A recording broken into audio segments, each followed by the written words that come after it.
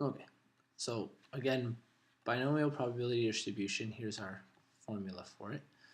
We know that a combination is the number of trials by the number of successes, and the probability to the power of successes multiplied by probability of failing to the amount of failures, essentially, is the power.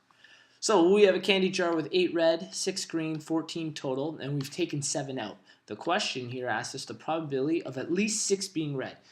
Well, if we were to do it that way, at least 6 being red, that means we have to find this formula for 0 being red, then 1, then 2, then 3. Or sorry, of green, sorry, at least 6 being red. Sorry, I said that backwards. If we were to do the greens, so that would be, we need 6, at least 6 being red, so we need 6 being red, 7 being red, and 8 being red.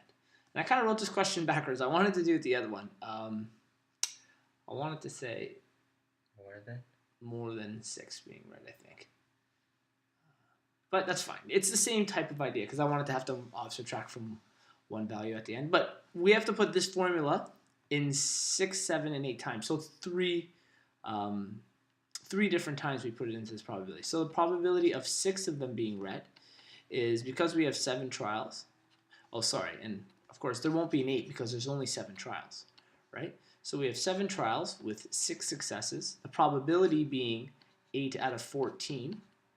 X being the power of 6, that's how many successes we have. And the probability of failure is 6 out of 14. And n minus x, which gives us 7 minus 6, which means you'll have one failure, one of them being green. So we need to find this probability and get you to do that in a calculator. And we also have to find this probability here, probability of 7 of them, which means you have 7 choose 7, probability of 8 to the power of 14, 7 times 6 to the power of 14, and 7 minus 7 is to the power of 0. Okay, so we have 2 probabilities which we're going to have to add together to find out the total of something, or of at least 6 of them being red in this case. Okay, did you get one for the first one?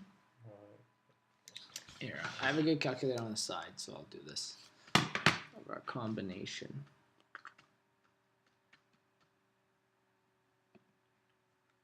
Seven choose 6. 7 choose 6 gives us a value of 7.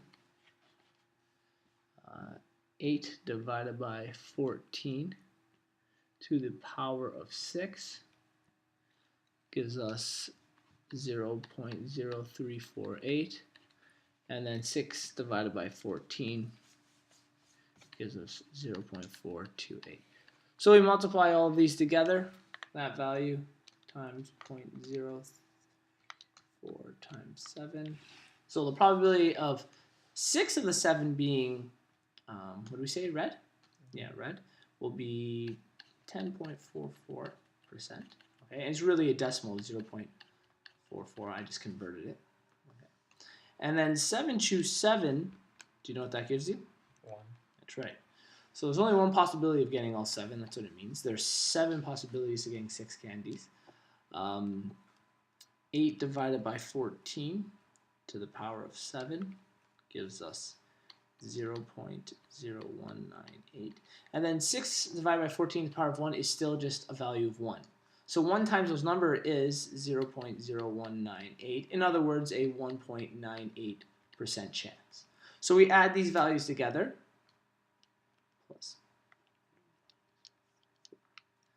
And we get a 0.1242, or a 12.42% chance of getting at least 6. Of at least 6 out of the 7 being red. Okay, so there's a 12% chance that you get 6. You draw 6 of the 7, or all 7 to be red. Candies. Okay, so, and sorry, at the beginning there was a question I kind of wanted to do like this, so I won't bring out the probabilities to it, but I'll talk about how we would solve it. If they said at least 2 being red, there's a couple ways we can go about doing this. Well, we could do the same idea with our probabilities, where we have to do 2, and then 3, and then 4, 5, and there was a total of 7 draws, right? Oops, so 6 and 7, don't forget that. So you're looking at 1, 2, 3, 4, 5, 6 times running through this formula. Or what we can do is, because we know probability altogether has to add up to 1, we can take 1 and subtract the probability of getting only 1, so the opposite, and subtract the probability of getting none of them. And if we did that, we're taking the two things that it's not asking us, right? It's not asking for 1 and 0. So we take what it can't be. And when we subtract those two probabilities from 1, that will give us the equivalent of this probability here.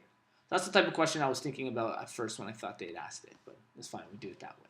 Okay, so if you ever get something like that where it's a low number, just do the two opposites and subtract from 1. It'll be a little simpler.